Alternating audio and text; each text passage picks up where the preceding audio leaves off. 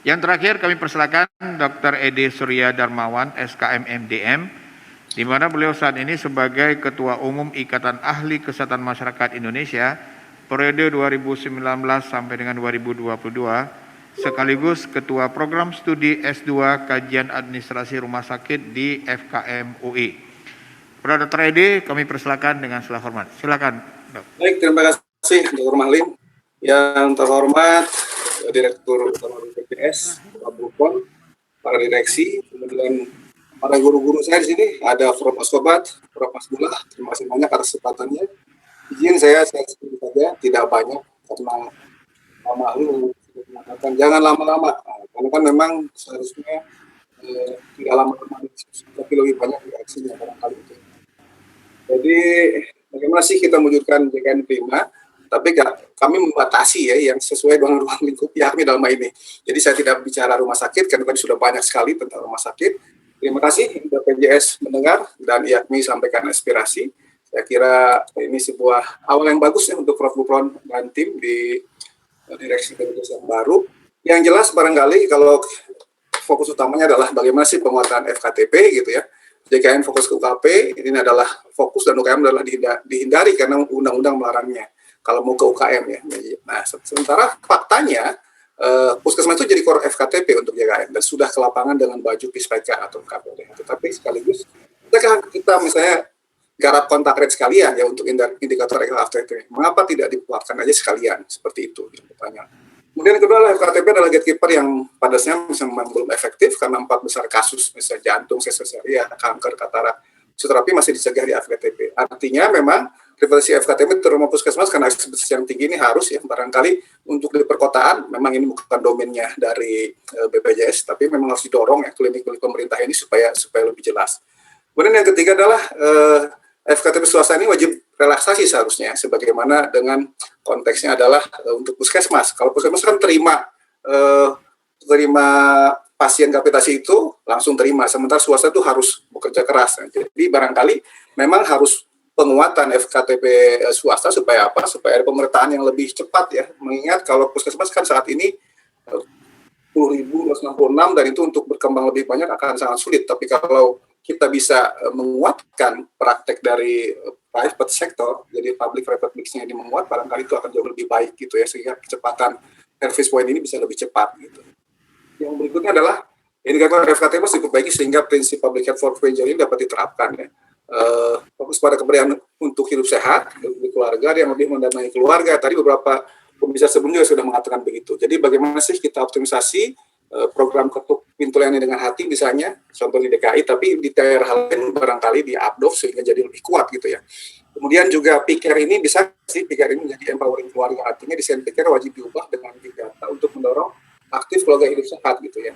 Ini datanya itu masuk seperti itu, sehingga mereka bisa memiliki aplikasi yang bisa menilai kesehatan mereka sendiri gitu ya.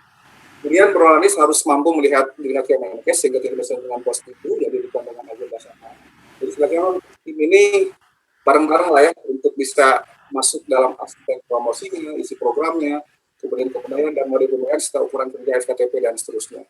Lalu KBK ini efektif, cuman bisakah diberikan insentif on top ya sehingga FKTP yang benar-benar efektif jadi di gatekeeper ini diberikan semacam insentif dan mereka lebih semangat lagi untuk bergerak menjadi FKTP yang betul-betul gatekeeper ya. Kemudian prinsip FKTP dan akuisisi oleh tim independen ini sebaiknya juga akur lah ya, jangan berebut lahan lah kira-kira seperti itu untuk penguatan FKTP. Yang ketiga adalah ini usulan terobosannya ya, jadi kami nggak mau lama-lama ya, karena yang penting sebenarnya actionnya. Yang menarik begini, di setiap tahapan direksi yang kemarin kali di RUT kami punya 2 MOU gitu ya, tapi setelah MOU ditandatangani itu tidak berjalan, ini yang menjadi persoalannya. Nah, yang pertama adalah ini NKRI ini luas ya, dan kita prihatin dengan daerah terluar, perbatasan dan kepulauan.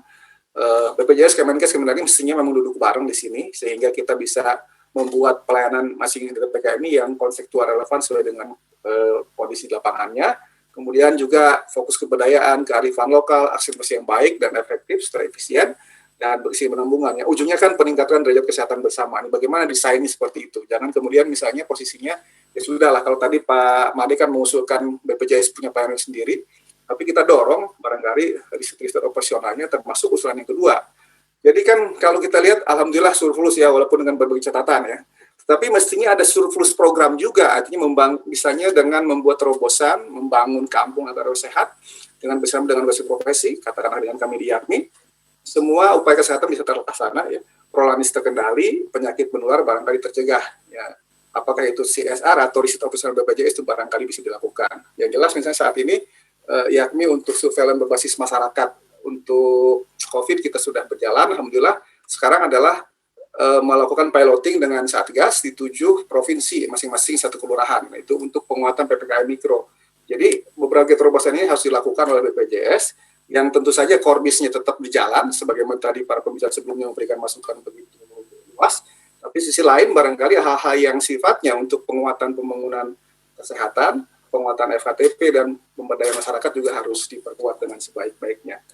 Saya kira itu Pak Mahlil, saya tidak ingin berbanyak waktu. Yang penting mari kita lanjutkan kerjasama ini dengan sebaik-baiknya dan untuk Indonesia yang jauh lebih sehat tentu saja. Begitu. Terima kasih banyak Bapak Ibu semua. Pak Direktur, Assalamualaikum warahmatullahi wabarakatuh.